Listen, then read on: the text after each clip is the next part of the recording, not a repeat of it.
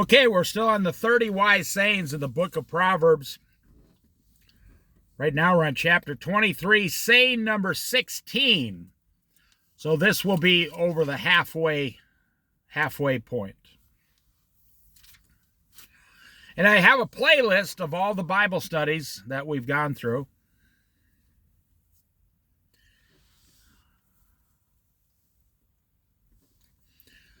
Listen, my son, and be wise.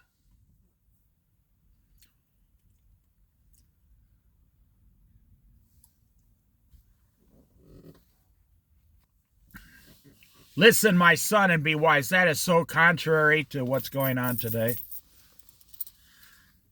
It is so contrary.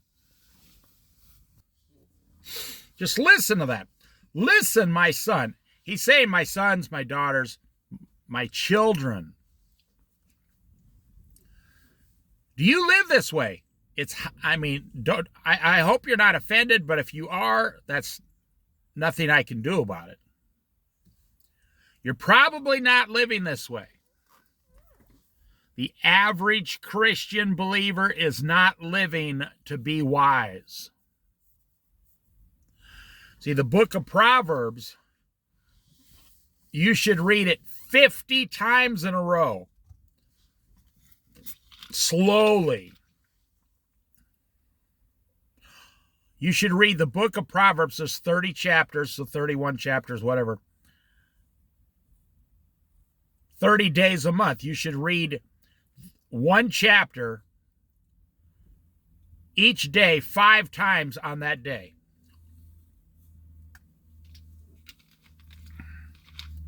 Here's what it comes down to. Do you want to be wise or do you want to be stupid? Do you want to have God's wisdom? Do you want to have God's wisdom? Or do you want to keep living in the wisdom of this stupid world? That's really what it comes down to. Now, let me say something. When I'm standing at the beach out here on the Oregon coast, and I'm doing absolutely nothing, what gives you the right to say, I'm less successful than you are? What gives you the right to say, I don't have as much joy as you do? What gives you the right to say that I'm not as close to Jesus as you are? What gives you the right to say I don't have as much money as you do? Well, that's probably the only one you'd be right about. I don't have a lot of money, but the money I have is 100% mine. I don't have any debts. It's 100% my money. Yes, I pay rent, my auto insurance, my cell phone. I have one cell phone.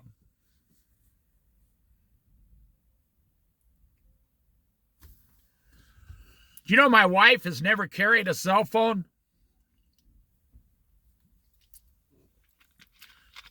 She doesn't want to carry it. I have the phone. We're together.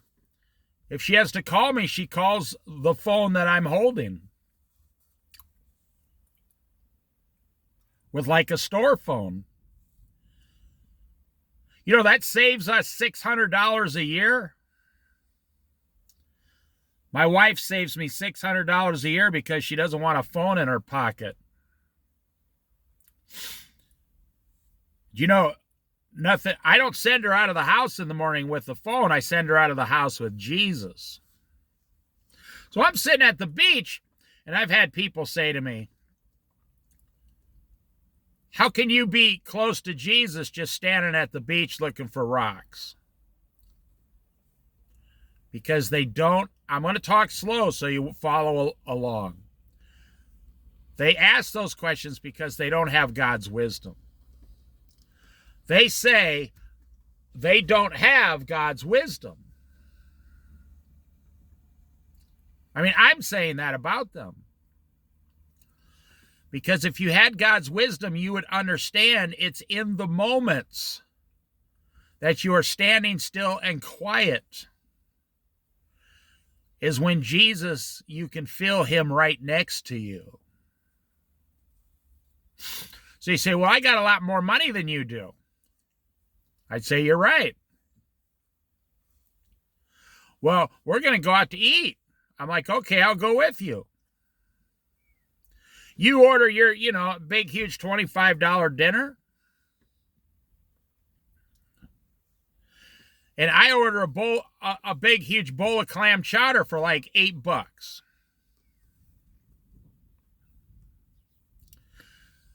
And you say, yeah, because you don't have as much money. No. It's because I've trained myself to be fully content with one bowl. I'm not talking about a cup now. I'm not some wimp. I need a bowl of clam chowder, $8, $9, and I'm completely content. Why am I content?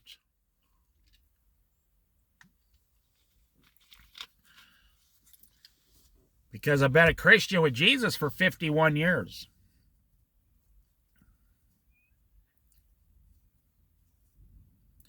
You say, well,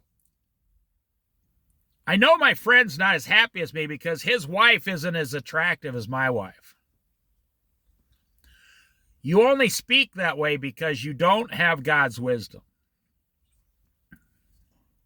See, that's what I'm saying. Who are you to say that you're better off than another man just standing over there doing nothing?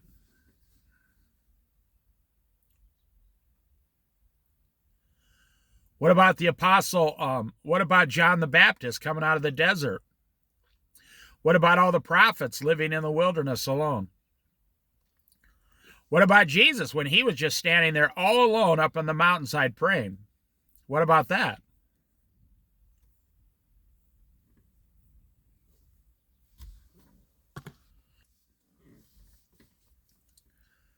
It's because you don't have God's wisdom.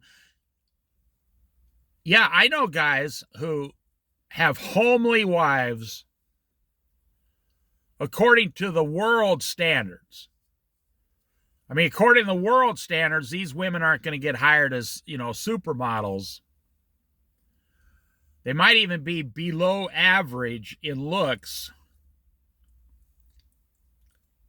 Every single one of those women I know make their husband happy.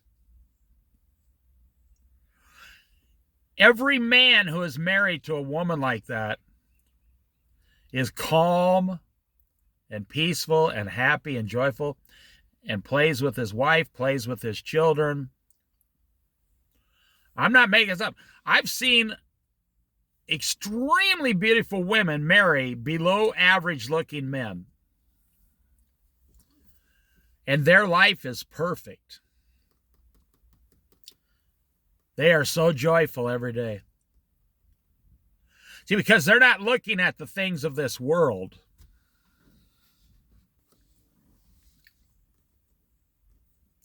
They're not looking at the things of this world. No, I'm sorry. They're looking at the things of this world. They're not looking at God's wisdom.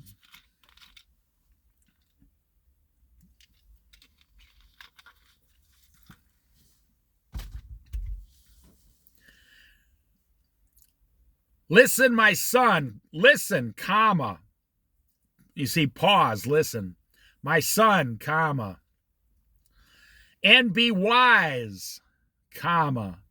It's like your father has come up, put his arm around you or put his hand on your shoulders, and he says, listen, my son,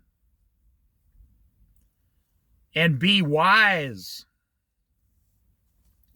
Listen, my son, and be wise, and set your heart on the right path. Well, I can't set my heart on the right path today. I got to go down to the bank. I can't set my heart on the right path. Why do old people go to the bank for $20 bill every day? Don't think it doesn't happen. If you know someone who works at a bank, just ask them. And on Friday, they go down and get $60 for Friday, Saturday, and Sunday. Why don't you just take $140 out of the bank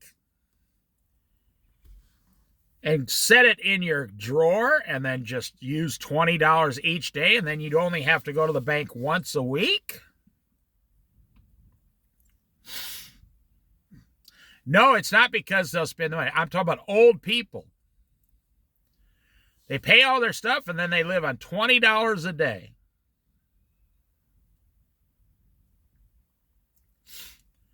Because they're not looking at what's reasonable in life to do. Where do you find this wisdom? In Jesus. How do you get this wisdom? Through Jesus. How do you live inside this incredible wisdom? By following Jesus. You know, you are as wise according to how much time you spent with Jesus. Why is that shocking to you? You only get paid when you go to work and punch in, right? Clock in on the time clock. They don't pay you otherwise. Do you know you make as much money according to how much work you do? So why should it be any different with Jesus?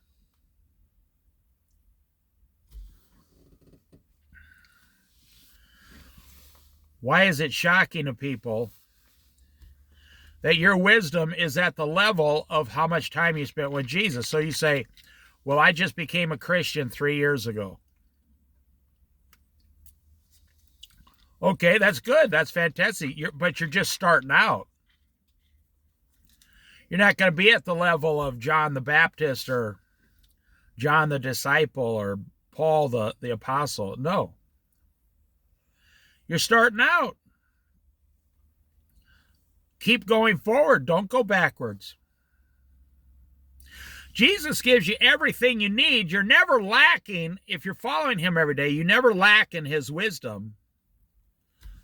But he doesn't give you too much, or, you forget it, you waste it, it's useless to you, or you become full of pride. I think of wisdom like the sparrow or the squirrel. The sparrow has everything it needs and never lacks anything. A sparrow eats all day, as much as it wants. That's what wisdom is to me. God giving that sparrow every single thing it needs, and it never runs out. Sparrow comes out of the shell. One day, the mama sparrow starts feeding it. Sparrow eats its whole life. Then when the sparrow falls and dies, it says God knows that sparrow. And like the squirrel is more like a human, it does all the work in the spring, summer, and fall. In the spring, it runs out. Oh, the snow's gone in the forest. And the squirrel runs out. Boy, oh yeah. Springtime, that squirrel is so happy. And all summer, that squirrel's running around with the other squirrels now. And in the fall, that squirrel says, I know that winter is coming. I'm going to start collecting a lot of storage food in this tree stump up here. And that squirrel is so happy to do it. And then during the winter, the squirrel just stops and relaxes and takes it easy for 3 months. Do you know that's what God has designed for you? I'm going to tell you something to blow your mind in today's society. You know you're supposed to be taking about 3 to 4 months off every year. Do you know every 7 years they all stopped working and took a year off? No, they weren't living in America. No. And you want to say to yourself, and I'm here to tell you as an elder Christian, so to speak, just someone who's done it longer, that's all I mean. I mean an elder in experience. I'm not trying to say I'm an elder and I'm above you. No, I'm saying experience-wise, you young guys should listen to my experience. Because you like to tell old guys like me, hey, I wish I could do that. I just can't afford it. And then we laugh. We laugh at you. No, that when you say we can't afford it, that's just you saying, I don't do everything God tells me, so I can't get it done. If you were doing everything this Bible told you, you could take 3 months off every year. Because it goes along to the food harvest, growing, planting. Plant in the spring, work in the summer, harvest in the fall, take the winter time off.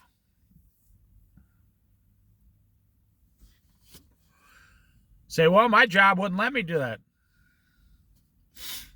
But you see how you're trying to rely on the things in this world. You're not relying on what God has already set in place.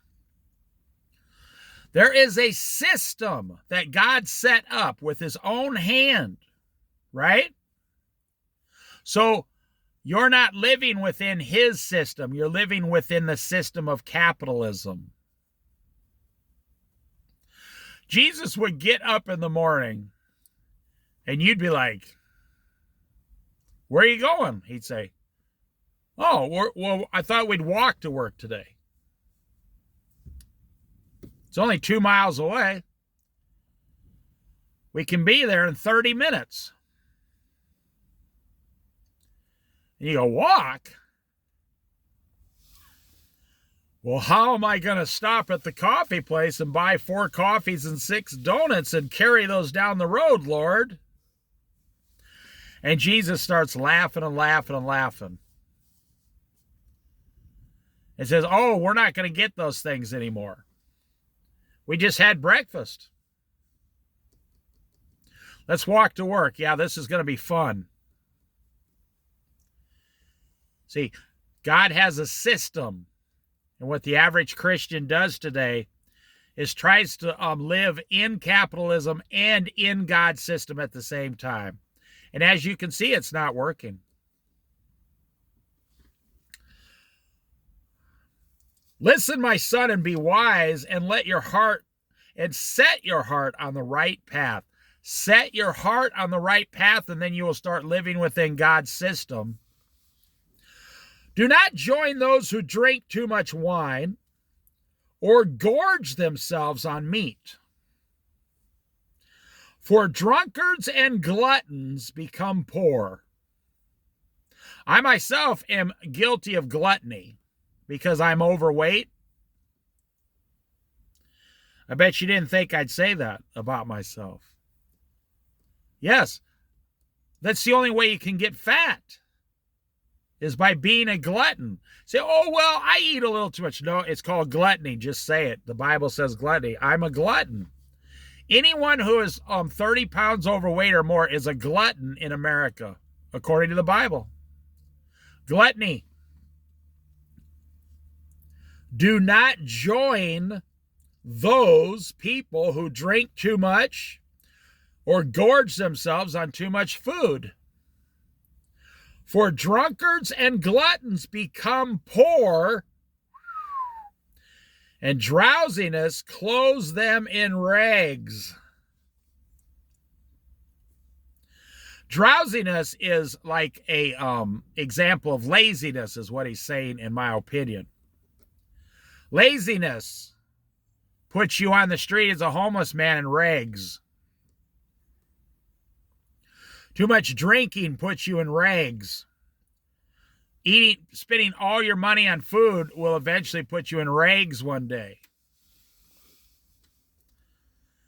You should eat a regular meal for breakfast, a light lunch, and a very light dinner.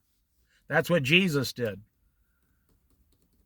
Say, yeah, well, you know, Jesus didn't work where I work. You're right. Jesus only walked 30 miles a day. No big deal.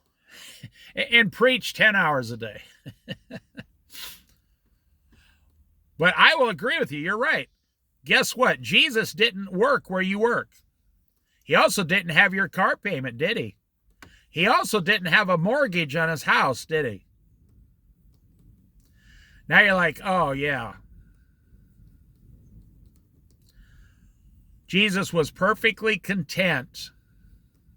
You know why people overeat? It's because over here, there's something going on in their life that's bad. They don't like it, like their job, their bills, their debt. And so over here, eating 27 barbecued chicken wings is something you can control and give yourself for pleasure. What is the Lord telling you here? Listen, my son, and be wise, and set your heart on the right path. Would you agree that 50% of your life is in the wrong path right now? According to the standards of Jesus Christ, God the Father, the Holy Spirit.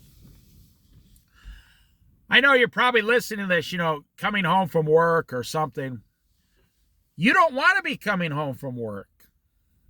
You don't want to be stuck. You don't want to be chained around the ankle to your job and the bank. You don't like this. You don't like playing this game. I don't blame you. I understand. You're in pain. I get it. You're suffering a lot of pain, yes. Yes, you are. Do not overly drink. It didn't say you can't have a beer once in a while. I mean, if that's what, flips your switch. But, if you drink, it's a sign that something else isn't making you happy, but beer is going to cover it up. Wine is going to cover it up. Alcohol is going to cover it up. You don't realize this when you're young, but your body realizes it right away. Your body says right away, why did you drink all that alcohol last night? And you can feel it the next day, and your body's telling you right away. This is something that is contrary to God. You should not be doing this. This is contrary to God and his plans for your life. Now, we could get into the fact that you don't even have the right to be doing these things. God owns you and me, and he would say, you're my servant, do not touch that alcohol. Do not touch that tobacco. Do not touch those drugs. God would never put any of these things in you because he knows they're going to harm you. Yes. You notice when every time you saw Jesus eating in the Bible, it says he was reclining back in the chair. I mean, the food was in front of him, but he was reclining. When I was a young man, I saw my grandpa eat a banana once. I was in his house on Saturday, and he didn't have to work that day. And he was almost 70 years old. And I was like 8 years old. And they had like a little bowl, a wooden bowl or something, or a plastic bowl at the center of the kitchen table. And there was a banana there that it was black on the outside. The peel was kind of black. Now, my grandpa was born in the 1890s, so he's seen it all. Every bad thing this world ever offered, he's seen it and lived through it. And he said, he reached down and he grabbed the banana. He says, you want some? I was 8 years old. I was like, oh, you got to be kidding. That looks gross. You're not going to eat that, are you? I thought he was playing a joke on me. He goes, no, there's nothing wrong with this banana. And he peels it back, and the inside was still pretty good, but you could tell it was getting soft and brown.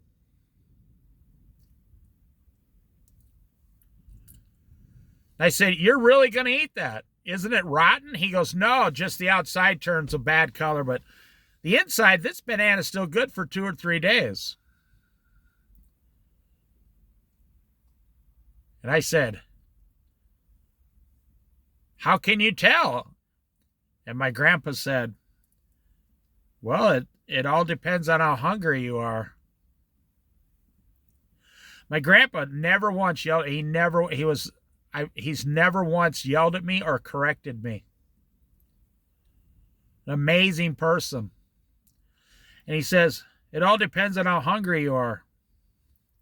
I said, what do you mean? He goes, well, during the Great Depression,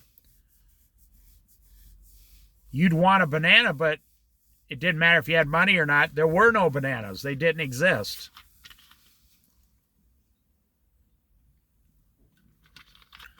So he ate the banana in front of me, and of course, I'm 8 years old. I refused to eat the banana. And he was laughing and smiling at his grandson.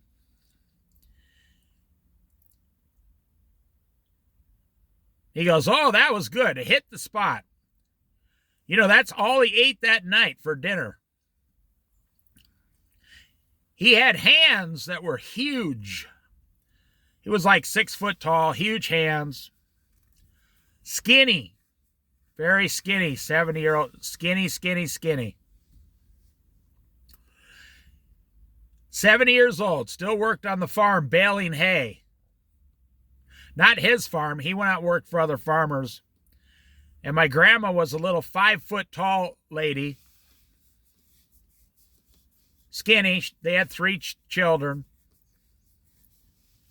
In the 1930s and 40s, you know. Actually, the 30s, all in the 30s.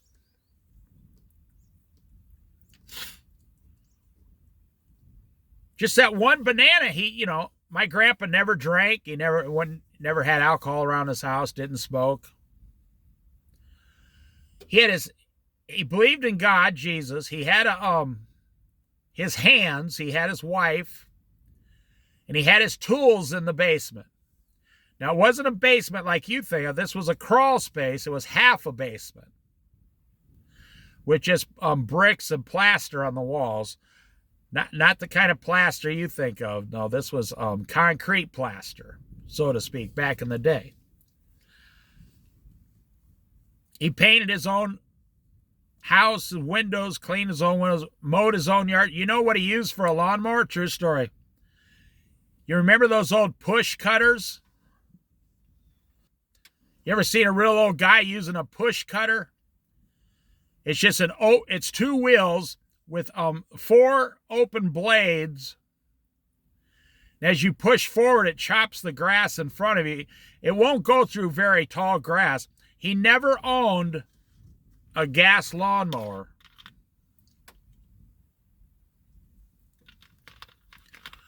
And about once every year, he would go out with a file, an old-fashioned file, and sharpen the end of those blades.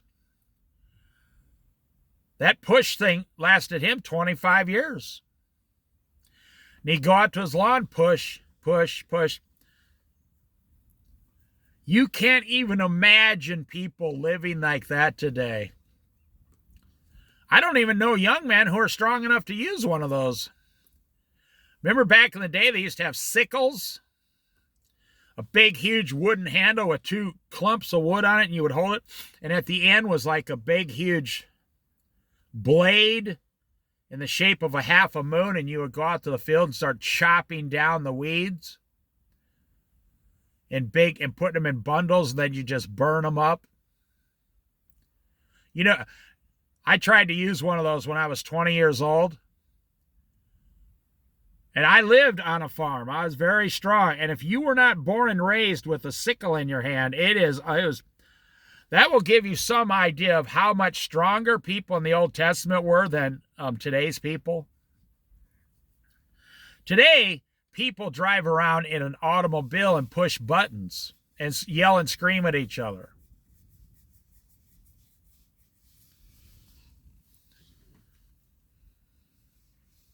Listen, my son, and be wise, and set your heart on the right path. Do not join those who drink too much wine or gorge themselves on meat. What about those chicken wings at the Super Bowl?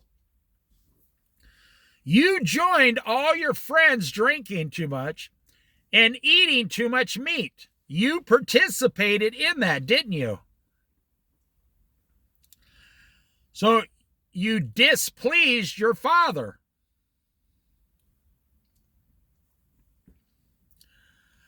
I know church people, they'll say, oh, you're reading that wrong. Okay, well, let me read what it says. Do not join, Join, do not join. What does join mean? Do not go with, do not participate. Do not join those who drink too much wine or gorge themselves on meat. You say, well, I don't know if I was gorging myself. I only had 35 chicken wings. You know how small those are? And some potato chips and 2 tacos and 4 beers. Do you see how just that one basic thing in your life is completely contrary to how God's telling you to live? Now, the world is telling you to live that way. And listen, I'm your friend because I don't know you and I don't have any positives or negatives for or against you.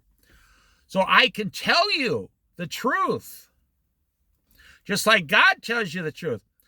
Everything the world tells us to do is to harm us and to profit someone else. If you want to be rich, buy a house, they tell you. You say, well, how long before I'm rich? They say 30 years. Hey, what? My life will be over. Yeah, but the bank will be rich. Do not join those who drink too much wine or gorge themselves on meat, for drunkards and gluttons become poor. I'm going to just do this one saying number 16 today.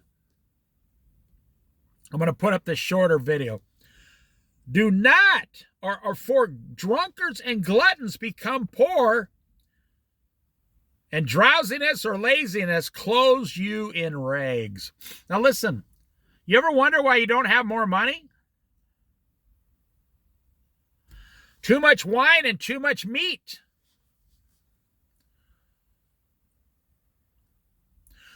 No one here has ever once heard me complain about inflation.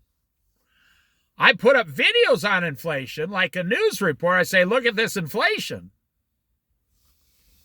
I mean, I can walk by a skinny cow and realize it's overpriced because I grew up on a farm. I know what a skinny hog looks like and about how much meat I'm going to get off that hog because I worked in a hog factory once. And I might have the money in my pocket. But guess what? I'm not going to do. I'm not going to buy your skinny cow, and I'm not going to buy your skinny hog. So I go without, like my grandpa did, and I eat a banana. Think about it.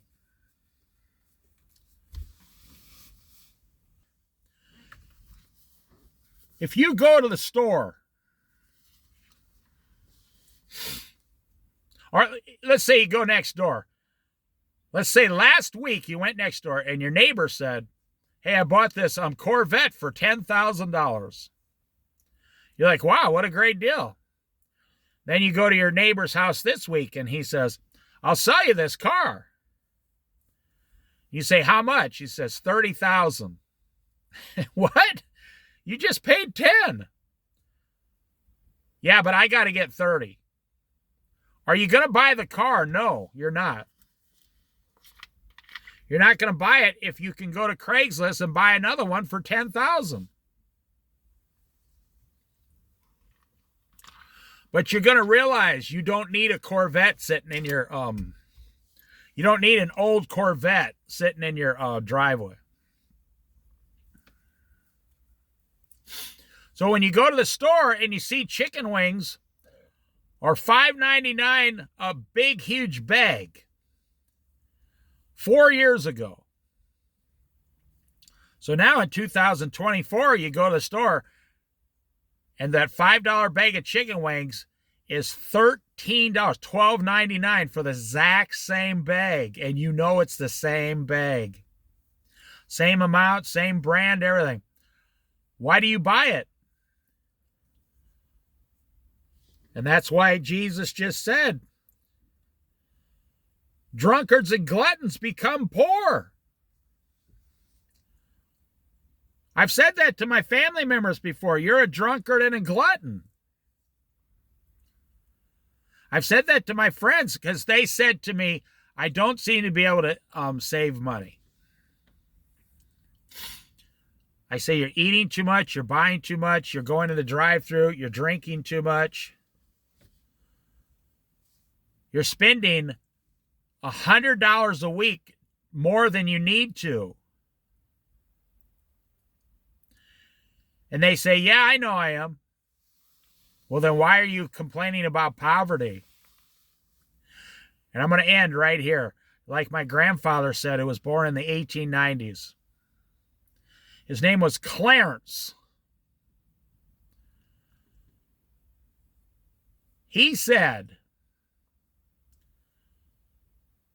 a day will come in everyone's life, every generation, like the Great Depression. He said, won't even matter if you have enough money.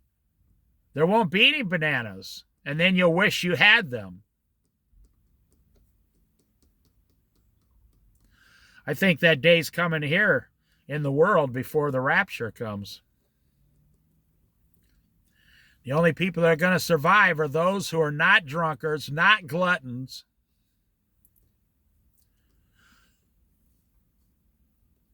Those who have stocked up foods, canned vegetables, canned fruits, canned meats, rice, oats, little sugar, flour. Can make your own bread and make your own vegetable soup. And you instantly know how to start growing potatoes and tomatoes and things like that in your backyard. The only people that are going to survive.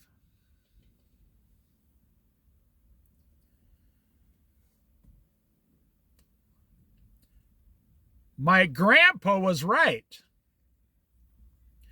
And I will end by this. God is right also. In America, we are all drunkards and gluttons and poor. You could be a drunkard and a glutton in the 70s and 80s, 1970s, 1980s. It's really hard to maintain that lifestyle in 2020s because everything's so flippin' expensive compared to your wages. It's almost impossible to be a drunkard and a glutton today and also save tons of money for when the crash is coming in the future.